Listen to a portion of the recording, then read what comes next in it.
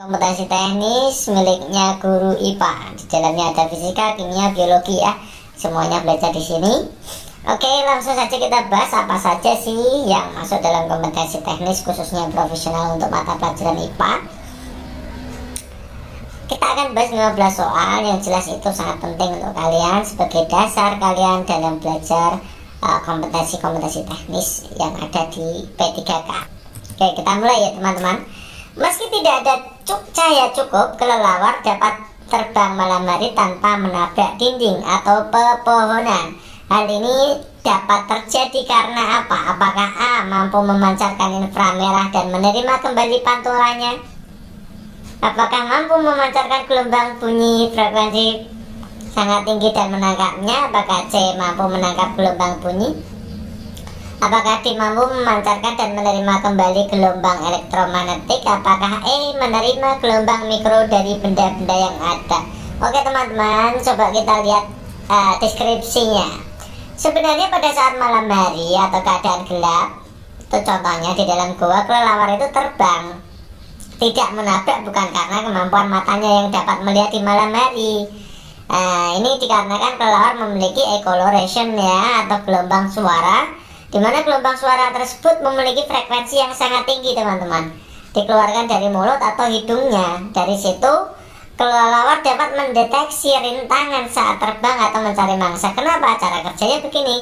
Proses echolocation itu mengeluarkan suara dengan frekuensi yang tinggi sekali. Nah, kemudian gema yang dikeluarkan akan memantul kembali dan kelelawar akan mengetahui keadaan sekitarnya, begitu ya. Jadi yang jelas yang dikeluarkan adalah gelombang suara. Untuk opsi A coba dilihat, mampu memancarkan infrared ya, bukan ya teman-teman. Kemudian mampu memancarkan gelombang bunyi frekuensi sangat tinggi dan menangkapnya, yang B ini oke. Yang C mampu menangkap gelombang bunyi. Nah ini gelombang bunyi sumbernya dari siapa? Untuk kelelawar itu echolocation itu sumbernya ya dari kelelawar itu sendiri ya. Kemudian memantul, gema pantulannya itu kembali ke dia lagi itu ya, berarti kurang ya. Mampu memancarkan menerima kembali gelombang elektromagnetik. Nah ini karena gelombang yang dipantulkan proses echolocation-nya adalah gelombang suara, maka ini salah ya. Menerima gelombang mikro dari benda-benda yang ada ini juga tidak benar. Jadi jawaban yang paling benar adalah yang B. Next, berikutnya. Kumparan berbentuk persegi ukurannya 20 cm kali 10 cm, terdapat 400 lilitan dan berputar tegak lurus dengan medan magnet 0,4 T. Kecepatan sudutnya 40 radian per second. Maka GGL induksi maksimalnya berapa? Apakah 32 volt, 128 volt, 0 volt, 256 volt, atau E yang 64 volt. Oke, kita lihat ya teman-teman. Diketahuinya kan yang ada itu adalah ukuran panjang lebar, maka kita mengenal pada GGL induksi itu A itu luas permukaan ya, luas penampangnya. Kemudian B itu medan magnet dan N adalah jumlah lilitan. Oke, kita hitung dulu A teman-teman. Si A itu kan panjang kali lebar, kan bentuknya persegi panjang, maka luas penampangnya 20 kali 10 ketemunya 200 cm persegi. Kita jadikan ke dalam meter persegi karena satuan internasionalnya ya, standar internasionalnya adalah meter persegi. Kalau cm persegi naik menjadi meter persegi adalah naik 2 langkah. Nah, satu langkahnya kalau persegi ya 2 ya, dibagi 100 ya. Maka kalau 2 berarti dibagi 10.000. Jadi 200 kita bagi 10.000 ketemunya 0,02 meter persegi. Kemudian yang diketahui berikutnya N, jumlah lilitannya ada 400. Kemudian B itu medan magnet ya, kuat medan magnetnya 0,4 Tesla. Kemudian omeganya 40 radian per second atau kecepatan sudutnya ya. Kecepatan sudutnya 40 radian per second. Nah, rumus dari GGL induksi maksimal adalah medan magnet dikalikan dengan luas penampang kalikan jumlah lilitan dikalikan kecepatan sudut. Kita tinggal masukkan saja teman-teman. Medan magnetnya adalah 0,4 kemudian luas penampangnya 0,02, kemudian jumlah lilitannya 400, dan kecepatan sudutnya 40. Kalau dikalikan totalnya ketemunya 128. Satuannya untuk GGL induksi adalah volt, berarti 128 volt, gitu ya. Jadi jawaban yang paling benar adalah B. Nomor 3. Sebagian ular seperti ular kadut belang, ular pucuk, dan ular bangkai laut melahirkan anak. Tapi jangan dibayangkan prosesnya seperti halnya mamalia. Yang terjadi adalah telur-telur mereka berkembang dan menetas di dalam tubuh induknya, lalu keluar sebagai ular kecil.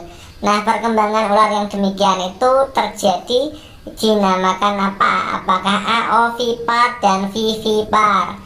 Apakah B vivipar? Apakah C ovovivipar? Apakah D ovivipar dan ovipar?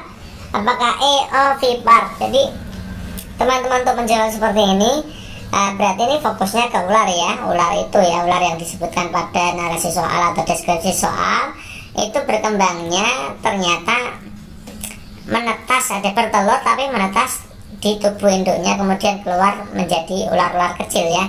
Itu dinamakan ovovivipar. Nah, ovovivipar itu adalah salah satu cara perkembangbiakan hewan dengan cara mengembangbiakan telur di dalam tubuh induknya. Tetapi cadangan makanan yang diperoleh embrio berasal dari dalam telur itu sendiri, bukan dari tubuh induknya. Kalau melahirkan kan cadangan makanannya ya dari induknya, semuanya dari induknya, kemudian keluar menjadi dalam bentuk individu ya langsung ya.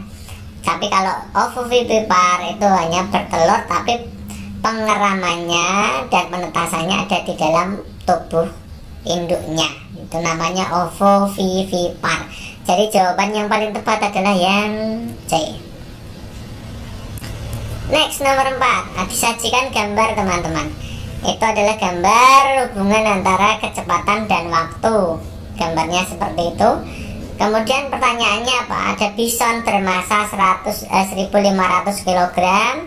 Kemudian seperti gambar itu, ya, berlari seperti gambar. Pertanyaannya, gaya yang membuat bison berhenti adalah, nah, pada gambar teman-teman kita lihat bahwa kecepatan mula-mulanya 10 meter per second, kemudian kecepatan akhirnya kan jelas 0 ya teman-teman.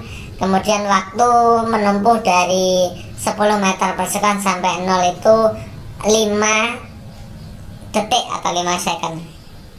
Coba kita amati teman. Kita cari dulu untuk menghitung gaya, kan kita harus mencari dulu percepatan atau perlambatannya. Di sini pada gambar, karena grafiknya seperti itu, kecepatan awal lebih besar daripada kecepatan akhir, maka itu namanya perlambatan atau gerak lurus berubah beraturan dalam bentuk perlambatan. Rumusnya adalah VT dikurangi V0 per T. VT kecepatan akhir, V0 kecepatan awal, T itu adalah perubahan waktu.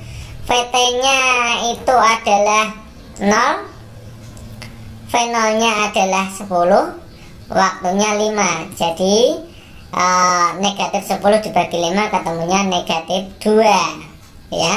Rumus dari tanda negatif ini hanya menunjukkan perlambatan ya.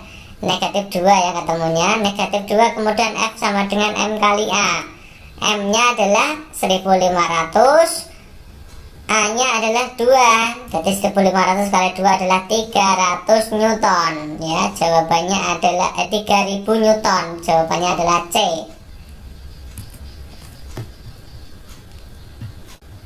Lanjut ke nomor berikutnya, nomor 5 teman-teman.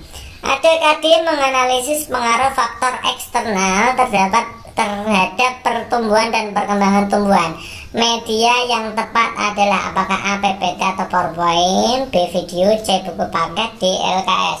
Nah, sering sekali kita itu akan disajikan soal-soal seperti ini teman-teman. Kita disuruh menganalisa media yang tepat. Nah, media yang tepat itu sesuai dengan KD dan tuntutan indikator yang akan digunakan teman-teman. Jadi KD-nya ini kan menganalisis, jadi IPK-nya juga menganalisis. Menganalisis itu masuknya di C4 ya. Menganalisis itu masuknya di C4, artinya berbasis Hertz ya, Hertz. Maka stimulus yang diberikan juga harus mengcover ya, mengcover indikator tersebut. mana di antara ini yang paling mengcover. Nah, pemilihan media belajar itu yang paling penting itu harus memfasilitasi sebanyak mungkin dari kemampuan atau siswa ya, sebanyak mungkin bisa dikelola oleh siswa, memberikan stimulus untuk siswa, memberikan banyak pengaruh indera kepada siswa. Indera siswa itu banyak yang digunakan. Ada audio itu yang didengar, visual yang dilihat, audio visual itu baik didengar maupun dilihat. Kemudian ada kinestetik itu yang dapat disentuh ya, dapat dimanipulasi oleh siswa sendiri. Jadi untuk PPT, video, buku paket, dan LKS itu mana yang paling lengkap? Indera apa yang paling banyak digunakan oleh siswa dalam mempelajari itu tentu saja adalah video ya. Dengan video itu proses penganalisisnya juga lebih baik ya. Di antara opsi A, B, C, D itu tentunya ya. Nanti kalau ada selain ada video, ada apa lagi? Ada benda-benda manipulatif yang bisa berinteraksi dengan siswa secara langsung, bisa disentuh dan macam-macam dapat dimanipulasi. Itu nanti jawabannya ke situ lebihnya ya. Jadi dari opsi A sampai D itu yang paling tepat. Untuk nomor 5 itu adalah yang video B. Next, nomor berikutnya, dilakukan pembelajaran IPA terpadu tentang petir. Konsep IPA yang tepat dipadukan adalah apa dalam pembelajaran IPA tentang materi petir? Apakah rangkaian listrik, teori atom, atau daur geokimia? Apakah pil listrik, statis atom dan ion, daur geokimia? Apakah C rangkaian listrik, atom dan ion, daur biokimia? Ataukah D listrik, statis, teori atom, daur geokimia? Nah, kita harus paham dulu tentang petir, teman-teman. Jadi proses petir itu terjadi karena adanya gesekan antar awan yang melahirkan elektron bebas, gitu ya. Petir adalah salah satu peristiwa yang berkaitan dengan listrik statis. Nah, terjawab kan teman-teman? Jadi bukan tentang rangkaian listrik, tapi hubungannya dengan listrik statis. Jadi kalau nggak B ya D. Oke, kita lihat lanjutnya ya. Listrik statis itu hubungannya suatu kumpulan muatan listrik dalam jumlah tertentu yang tidak mengalir atau bersifat tetap atau statis. Nah, listrik statis timbul karena benda-benda yang beraliran listrik saling berpautan tanpa adanya sumber daya listrik.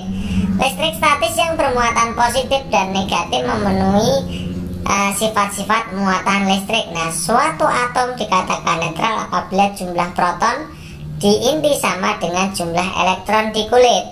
Nah, dikatakan bermuatan positif apabila jumlah proton di inti lebih banyak daripada jumlah elektron di kulit, dan dikatakan bermuatan negatif jika jumlah proton di inti lebih sedikit daripada jumlah elektron di kulit.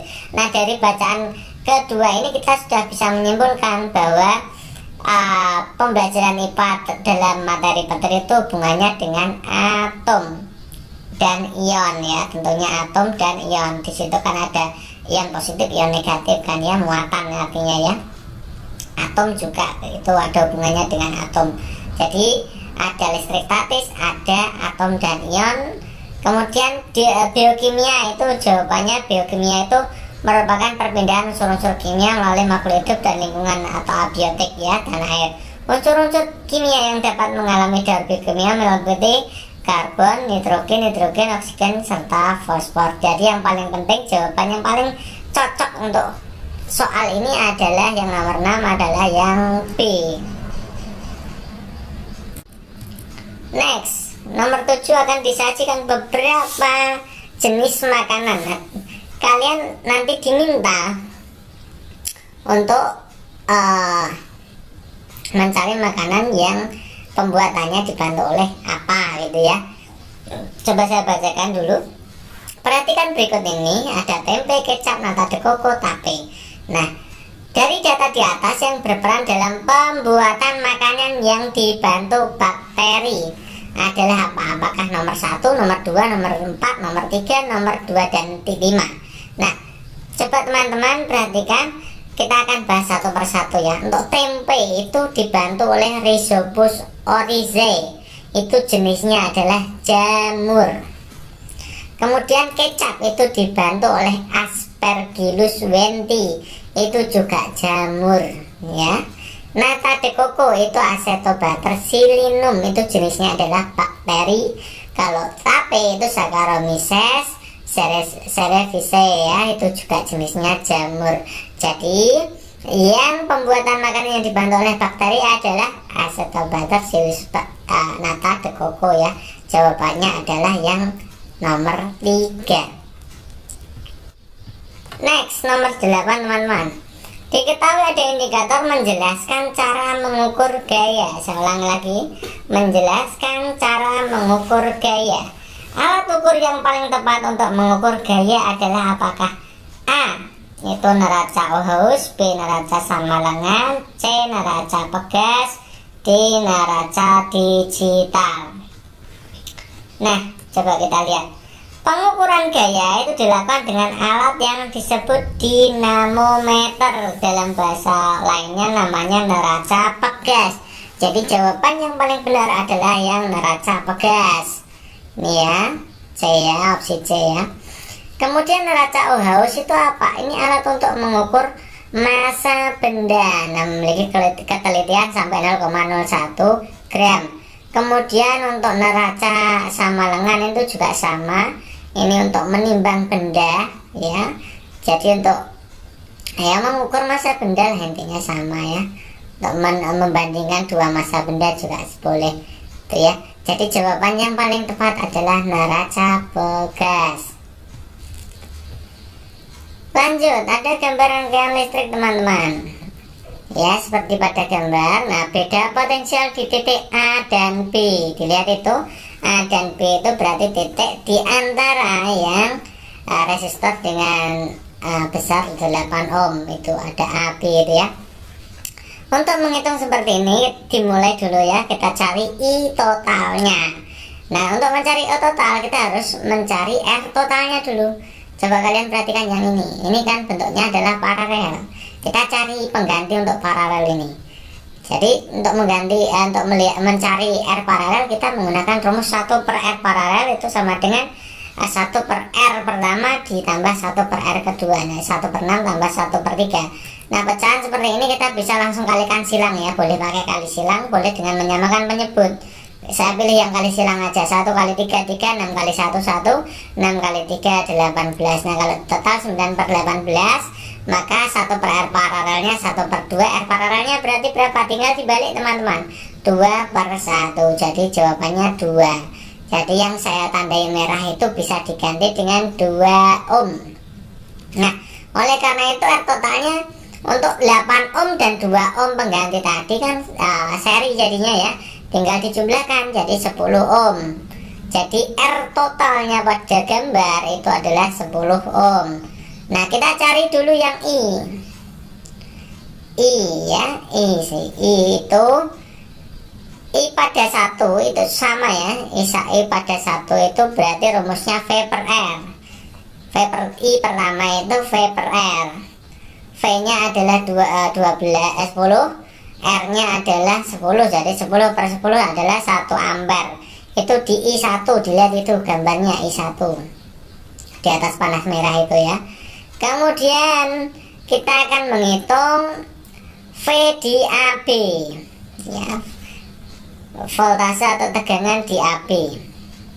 Nah, tegangan di AB rumusnya kan I kali R ya kan, I kali R. Nah, I nya 1, R nya 8, jadi 1 kali 8 ketemunya 8 volt gitu ya. Jadi jawabannya adalah 8 volt.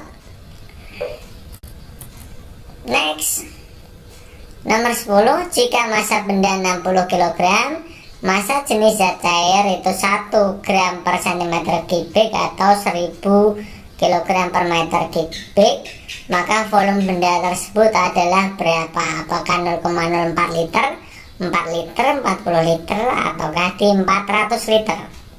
Coba kita amati. Masanya kan 60 kg. Kita hitung. Kemudian massa jenisnya 1000 kg per meter kubik. Kita ambil yang standar internasionalnya, pakai kilogram saja ya. Kemudian Rumus dari berat benda di atas air, WA itu saya simbolkan WA itu berat benda di atas air kan rumusnya M kali G, massa kali gravitasi kan. Masanya adalah 60, gravitasi kita gunakan 10. Dari 60 kali 10 ketemunya 600 Newton. Itu di atas air. Kemudian WS atau berat benda di dalam air. Berat benda di dalam air itu saya simbolkan WS ya. Berat benda di dalam air itu rumusnya adalah berat benda di atas air dikurangi gaya ke atas ya, FA gaya ke atas. Oke, berat benda di dalam air di situ ada setelah ditimbangkan 200 Newton ya. Berat benda di udara 600 Newton dikurangi FA, maka FA nya ketemu teman-teman. 600 kurangi 200 ketemunya 400 Newton. Oh, gaya ke atasnya ternyata 400 Newton. Nah, kita tahu bahwa rumus dari gaya ke atas itu Rho kali G kali V. Rho nya Rho air, G nya 10, Rho airnya 1000 kan ya. FA nya ketemu 400, jadi 400 sama dengan 1000 kali 10 kali V. Maka V nya adalah 400 dibagi 1000 kali 10 berarti 10.000. Ketemunya adalah 0,04 meter kubik. Kalau dijadikan liter itu turun 1 trap, karena liter itu adalah desimeter kubik. Karena 1 trap di situ adalah kubik, maka kalikan 1000. Jadi 0,04 kalikan 1000 ketemunya 40 liter. Jadi jawaban yang paling tepat adalah yang E. Oke teman-teman, itu dulu untuk pembahasan kali ini. Nah, semoga untuk pembahasan kali ini nanti bermanfaat untuk kalian.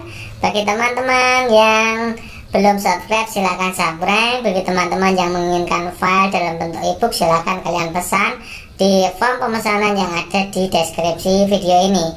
Cukup sekian, terima kasih dan assalamualaikum warahmatullahi wabarakatuh.